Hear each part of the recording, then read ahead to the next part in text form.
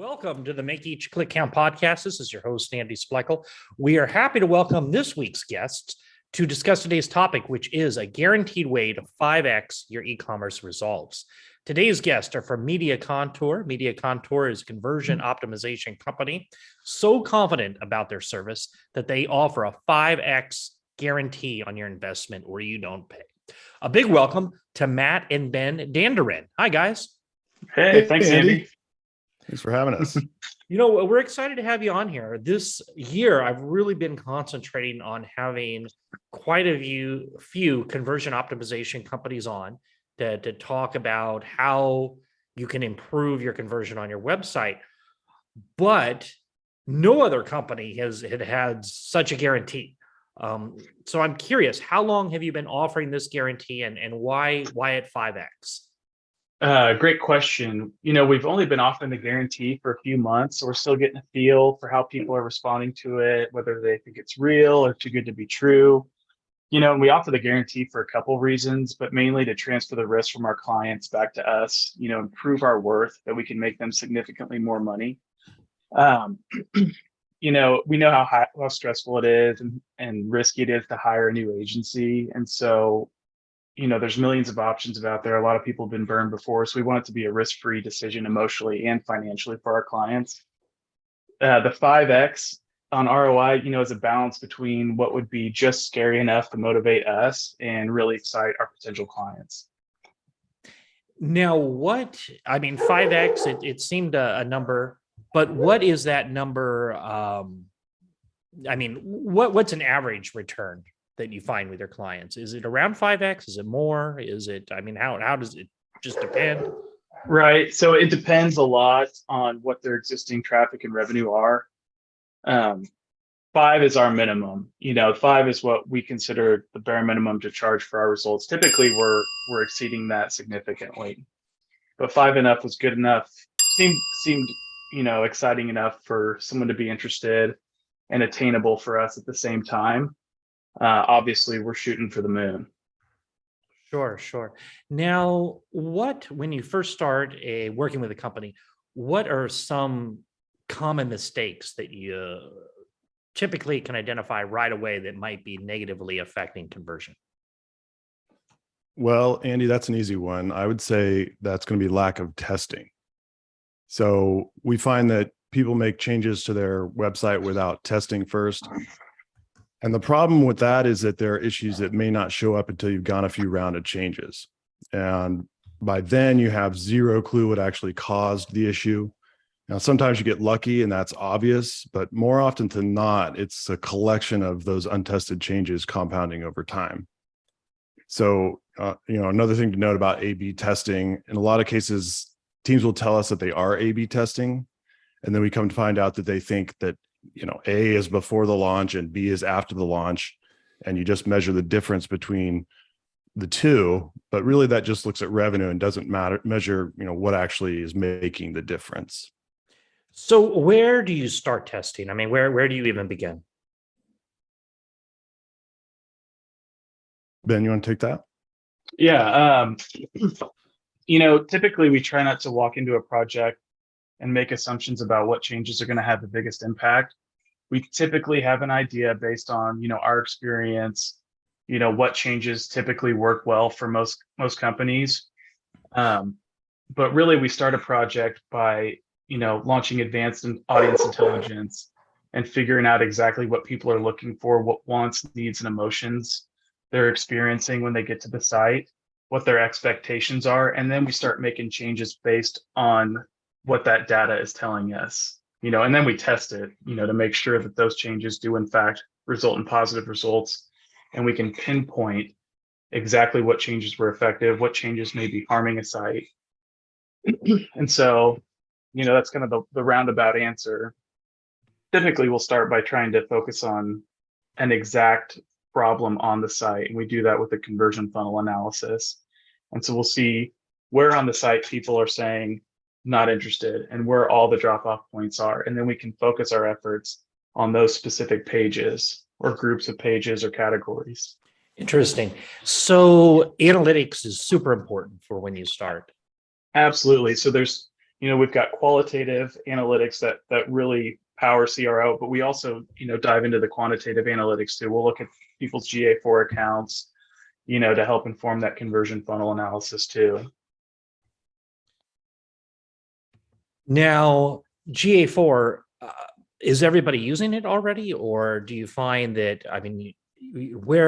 somebody comes in, or do they have analytics properly installed? It seems like, that's always a struggle with clients when they come to me. Right. And their PPC is they're not using analytics or not using it properly. Yeah, I think everyone's probably using it, but not properly. They're not setting up and getting reports that are actually valuable to their company. They don't have events or conversions set up correctly. We don't go in and revamp people's GA4 analytics accounts. We'll set it up to help for our own purposes and help to set them up to see what information is valuable. I think everyone's using it because it's free. It's the cheapest analytics tool out there. So So where do you go? If it's not properly set up, where do you go with trying to start tests to help people optimize? Luckily, we have our own tools where we can do a conversion funnel analysis. And so if GA4 is just a complete mess, we're not going to go in there and clean it up necessarily. We can help tell clients what information is the most valuable to us, but we have our own tools that we can set up on their site to start gathering the information we need to find out where those drop-off points are. So for the established online store, how much resources do you think that they should be putting toward increasing their conversion versus customer acquisition?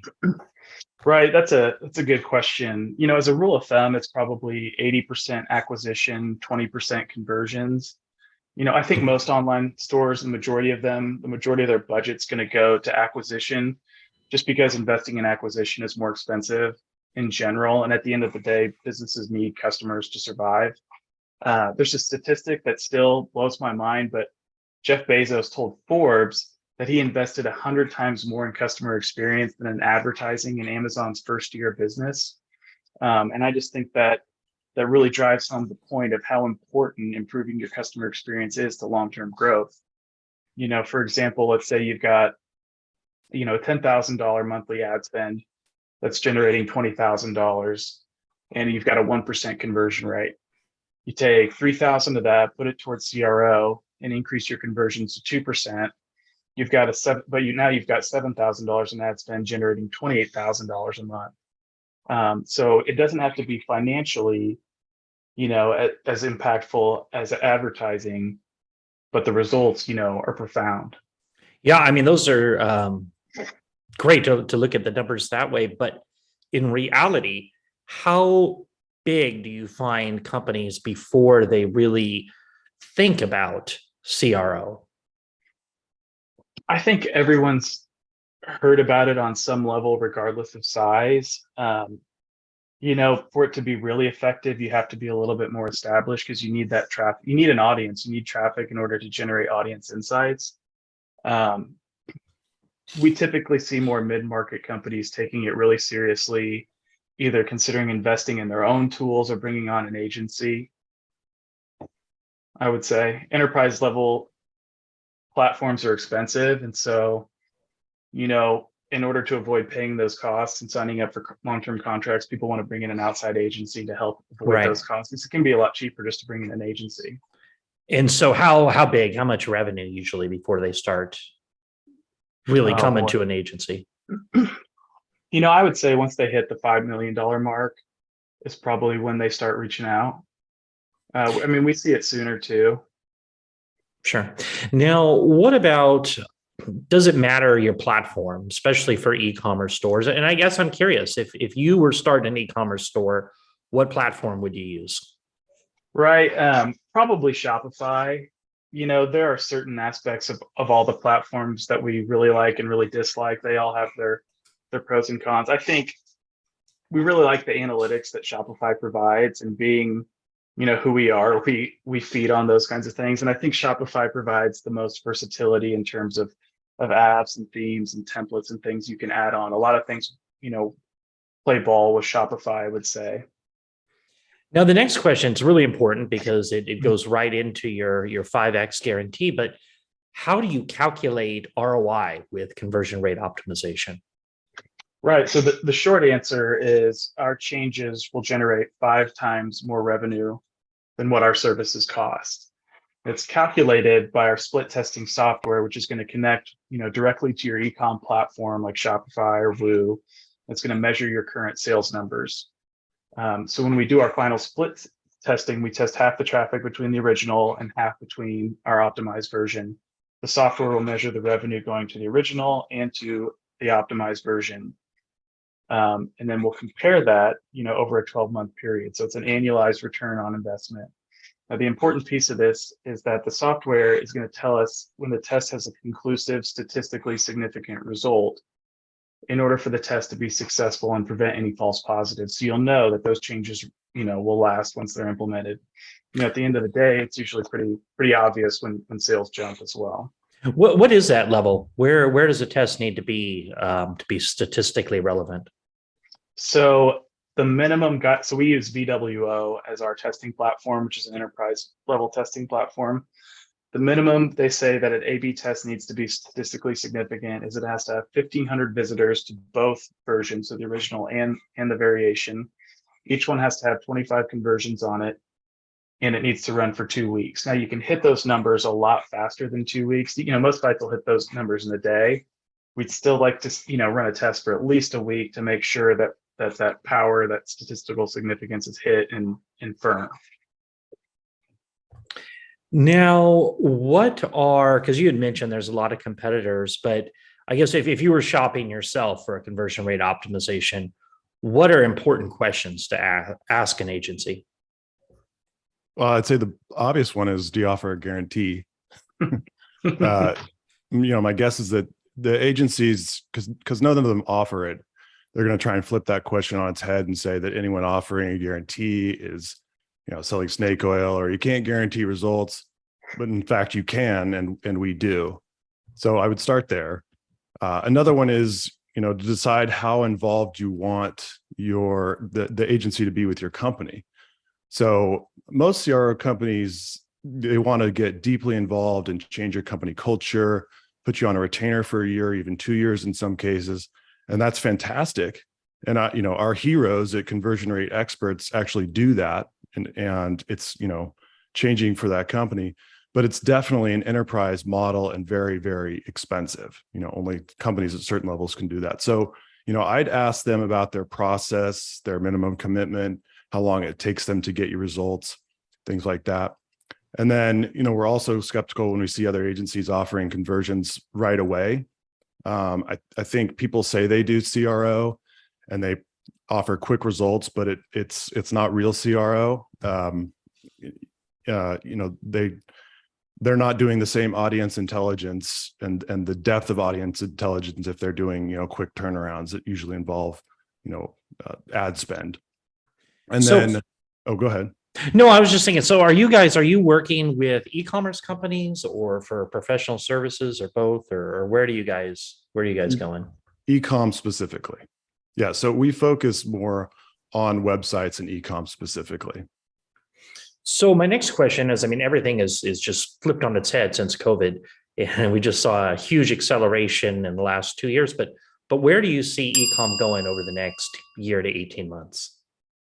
I think the thing we're probably most excited about is Google's new AI search feature that they just announced this past Tuesday at their Marketing Live event.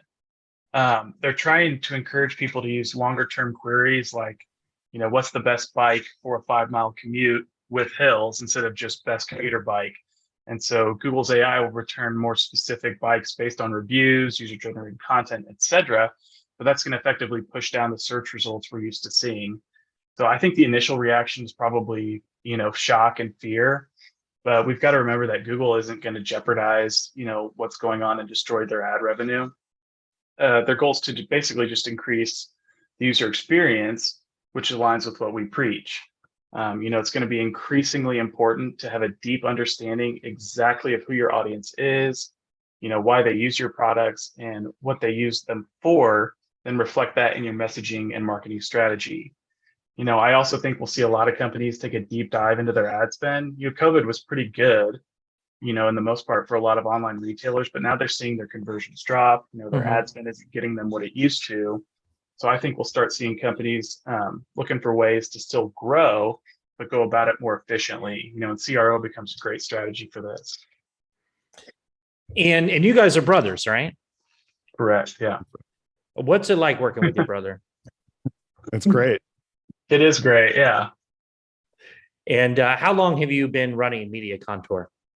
Media Contour's been around since 2005. So I started myself, went to a full-blown ad agency. And at some point we realized we wanted to specialize in CRO. And during this journey, have there been any business books that have inspired you to growing your company? Yeah, a lot of books in general, I would say, but probably the best CRO book we found is a book called Making Websites Win. And it's by our personal heroes that, who we consider the best in the business, the guys at Conversion Rate Experts. They offer a lot bigger, service than we do. And so we're, kind of targeting a different market, but they've inspired a lot of what we do. Good to Great, goes back into improving, creating a customer-centric company, and is great, kind of ties in with conversion rate optimization. Don't Make Me Think is another great CRO book and user experience book. Really Anything by Chip and Dan Heath. The McKinsey Mind of a Strategist, Join or Die. Those are books we kind of consider dogma. And so what services are you offering clients? Well, Andy, as I mentioned, we were a full service agency, but we do just CRO now.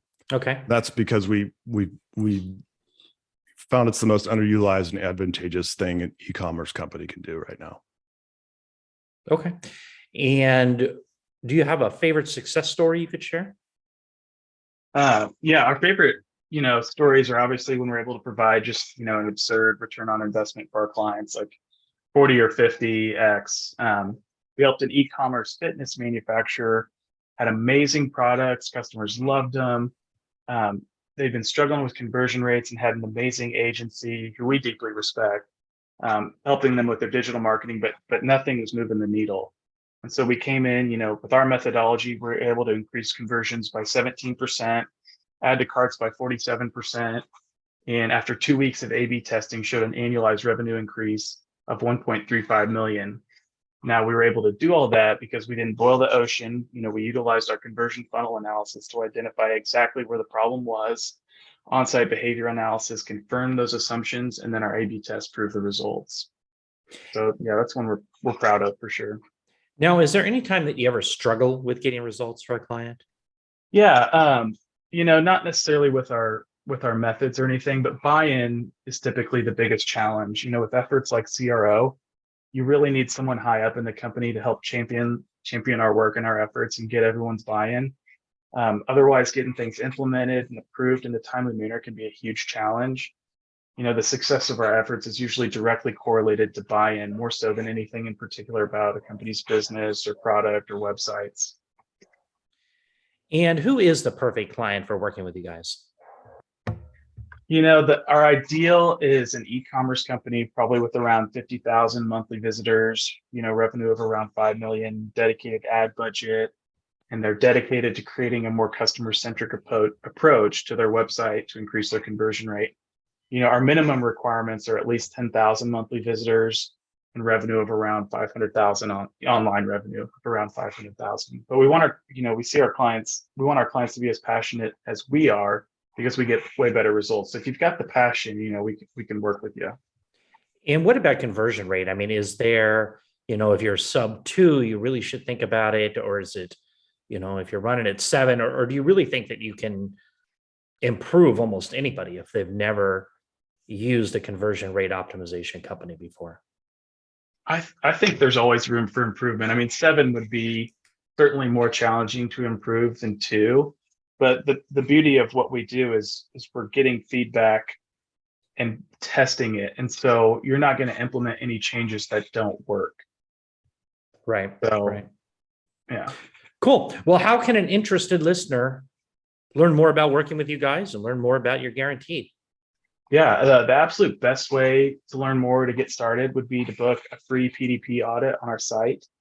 This is the good kind of audit, not the bad ones that we just kind of went through in April. But it's free. We don't have to take your money at the end. This will give you an introduction into how we work. What we'll go through, what's causing problems on your site, what's likely affecting your conversion rates. And if you want to engage us, it'll already get the ball rolling. If that's way too much for you, we recommend going to our site as well. You can download a free guide to a high performance product page. That's kind of the baseline of where we start. Make sure all the boxes are checked on sites. Make sure information's organized, neatly and easy to understand. There's no clutter. And that's a free guide, and that's a great starting place too. And that's a PDF? PDF, correct? Yeah. Cool. Well, we will put links to those in the show notes for the episode. Now, this has been great, but is there anything else you'd like to add before we wrap it up today? No, mostly a major thank you to inviting us, for letting us ramble on about, talking about things we love. So we really appreciate it. Yeah, thanks, Andy. Yeah, it's been a lot of fun. And like I said, I have not seen anybody offering that kind of guarantee. So I think that's fantastic. For listeners, remember, if you like this episode, please go to Apple Podcast and leave us an honest review. And if you're looking for more information on Media Contour or connecting with Matt and Ben, you'll find the links in the show notes below. In addition, if you're looking for more information on growing your business, check out our podcast resource center, available at podcast.makeeachclickcount.com. We have compiled all of our different past guests by show topic and have included each of their contact information in case you would like more information in the services I've discussed during previous episodes. Well, that's it for today. Remember to stay safe, keep healthy, and happy marketing, and I'll talk to you in the next episode.